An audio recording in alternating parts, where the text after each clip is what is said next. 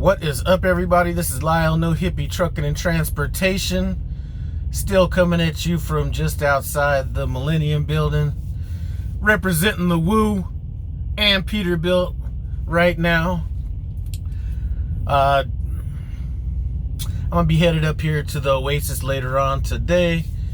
I went inside yesterday to go get a shower, and they were stacked in there 15 deep, so I wasn't able to get in there and take a shower and cut my hair down. So I figured, you know what, let me just go ahead and move my stay up at the Oasis one day and just handle it all there. So that's what I'm doing. I did have a chance to go in and pick up my safety and service ring. Check out that 1-carat diamond right there. I mean, it's not quite a carat, it's probably 1/10 of a carat, but I'm gonna keep it clean though. So, title of this video, what the hell are you thinking? You know, one of the things that I kind of brought over from my last career was a lot of the stuff that some of these mind melders would tell you about. And I'm talking about mind melders like, you know, Timothy Robbins, or, you know, not Timothy, what am I talking about? Tony Robbins, all those kind of people. We, you know, would have these kind of people come into our office and talk to us every now and then. And some of them were all full of shit, some of them were half full of shit, but for the most part, the information was good. And what I'm talking about is, what are you thinking, is the internal stuff that you're playing in your head. You know, I talk to a lot of people. You know, if anybody has any questions about Prime or running at Prime, maybe you're at Prime and things aren't going right, I always got my email in the description below. Run down there, send me your phone number, we could have a conversation, whatever. I do it all the time, talk to people. So, one of the things I always hear is the struggle, or, you know, this is harder than I thought, this kind of thing. And I'm just saying, you know, you're playing the wrong message in your head. You know, a lot of times you've heard me say this is the easiest job I've had, even easier than Burger King. And it's worked its way into becoming true, but there was a long time that I was saying that when it actually probably wasn't. Maybe when I first got on my own. You know, but that, me choosing to run the narrative in my head that this was a hard job or complicated job or, you know, anything like that wasn't going to do me any good, so I decided to flip that script. And sometimes they say you become what you think. So that's kind of the way I chose to kind of roll with it. You know, a lot of negativity in this business, and not necessarily negative people, but sometimes the way people react to different things. You know? And this is a Prime thing. Whenever somebody talks about getting a Peterbilt, no other company says this shit like this, but, you know, whenever you talk about a Peterbilt, oh, well, be ready to get in the shop, be ready to stay in the shop, you're going to live in the shop. You know, when my truck is down, and it's not down for anything mechanical, I'm here to get my fairing fixed on my truck. But I just, instead of thinking about, complaining about the time that I'm going to be down, I'm thinking about all the enjoyment I'm going to get from all this relaxation. You know what I'm saying? Anybody that knows me, talks to me on the phone quite a bit, they always hear me talk about that. You know what I'm saying? And sometimes it's not like I don't get irritated about some things, but if I'm stuck at a shipper, I don't think about being stuck at a shipper. What I think about is that free detention money, or I think about that free relaxation I'm getting. You know, you never really hear me. I always try to kind of flip it.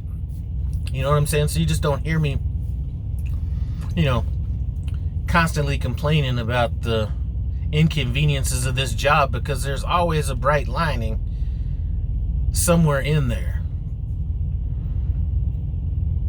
And a lot of the reasons I'm able to look at things the way that I do is because when I first got in here, I realized the first thing I need to do, because I separate my trucking money and my personal money. Those two do not really bleed into each other. First thing I need to do is stack up some cash. Boom, once that's out of the way, once you have your cash stacked and you know that you're good to go, if I gotta sit, I'm enjoying it. You know, if I'm at a shipper or I'm at a receiver, I'll get frustrated that I don't get, if a load doesn't come across right quick. First thing I do is take control of the situation. I tell my fleet manager or whoever's managing at that time, here's what I'm going to do. I'm going to go to a truck stop and I'm going to relax. Make me available tomorrow morning at 0800. Because the last thing I want to do is be stressed out here. And the easiest way for me to take the stress off of me is to control the situation. So those are things that are kind of going on in my head. It's a lot easier to look at things this way if you're not worried about the money. The easiest way to not worry about the money is to be financially disciplined. And it's just, it's hard to really relax if you're always worried about the money. Now, if you talk to my wife, she's going to say I'm always worried about the money. I'm not worried about the money. I'm conscious of the money. You know what I'm saying? So, that's just kind of a little tip that I think I'd like to pass on here. I know there are a lot of people that came out of a lot of different industries and stuff like that, but the trucking industry, I don't see as one of those jobs where they have, motivational type speakers. And some people do it on their own. I mean, obviously the videos are out there, things like that. I've posted some on my channel, but you don't really get a lot of, you have to seek outside of this industry to find education that is more about mindset than the job. And some of those things would be, you are who you surround yourself with. And that doesn't mean that you don't, if somebody's not successful, you don't surround yourself with them. But if you're going to be surrounding yourself with somebody that has no intention of being better, you could still be friends with that person, but that doesn't, you aren't going to really, you got to keep them at a short leash in terms of where your conversation goes. Like, I can't have a conversation with somebody that is not doing well, that's not really trying to do better or understand how to get better, that's just complaining about it, because those people will bring you down. Trust me, it's easier for somebody to bring you down than it is for you to bring them up if they're not trying to be better themselves. So these are all little things that I'm absolutely serious about. Mindset, things like that. Who I surround myself with, who I talk to. And if you're somebody that's trying to do better, and I'm not even talking about trucking, because I can see it right now. Somebody's like, I make $1 million every 2 weeks. And this has nothing really to do with trucking. This has to do with mindset. I know that those of you guys that have been rocking me for a while know that I don't believe that it's just all about what you make and all that kind of stuff, but it is about the mindset. Anyway, damn, I be rambling too much, you know what I'm saying? I'm looking forward to getting back here to the Oasis and cutting this hair down, because this hair is just getting completely out of control. I'm itchy all right here. Plus, I want to get in there and, shine up my ring right quick. You know what I'm saying? Make sure that that carrot gets gleaming good. All that. No, I'm joking. Definitely not going to be wearing the ring. I'm not a jewelry type person. But that's about it. Shoot, I'm going to be over at the Oasis, probably pull up there around, I'm going to park at the campus. I might have to lug some bags over there. I might have to be looking for some help, you know what I'm saying? To get them bags over there, maybe offer up some money, dinner, something like that, because that is a bit more of a walk than my knee is trying to take right now, but we'll get it handled either way. But listen, just wanted to stop here right quick. I was just thinking about that,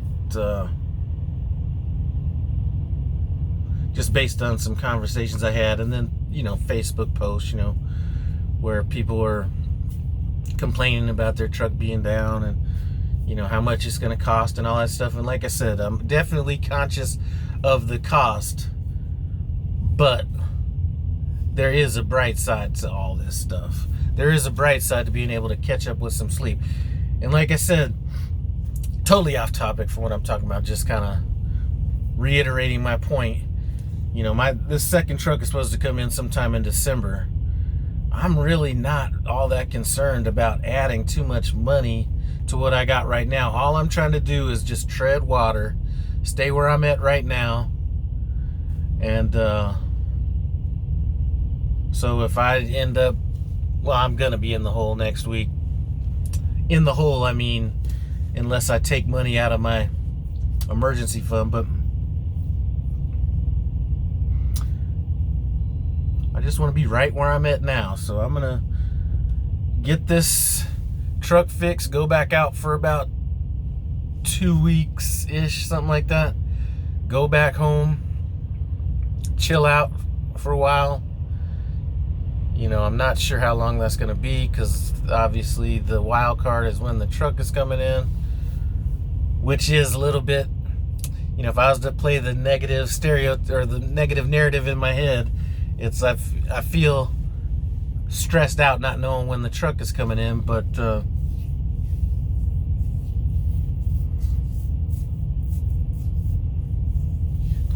it's not that big of a deal. As long as my driver's okay and can hang on, it's all good. Anyway, that's enough rambling, all that kind of stuff. Everybody I got to meet at the terminal, man, I forget old girl's name with her son up there. Good seeing you guys again. Ran into my boy Terry at Tim Travels, and a couple other people, just the what's up. Oh, also forget my other man's name. I ran into him at a couple times. I met him when he was upgrading out here or going through training, and then I met him maybe about a year ago at a high value load in Louisville, Kentucky. Shout out to you. What's up? Good seeing you again. Other than that, 5 more hours so I could check in at this hotel, and I might have to bring out my feminine side and hop my ass in a tub. You know what I'm saying? Because I gotta probably, we're working on a good 4 days right now. I'm gonna have to get in them cracks and crevices. You know what I'm talking about? But anyway, enough about that.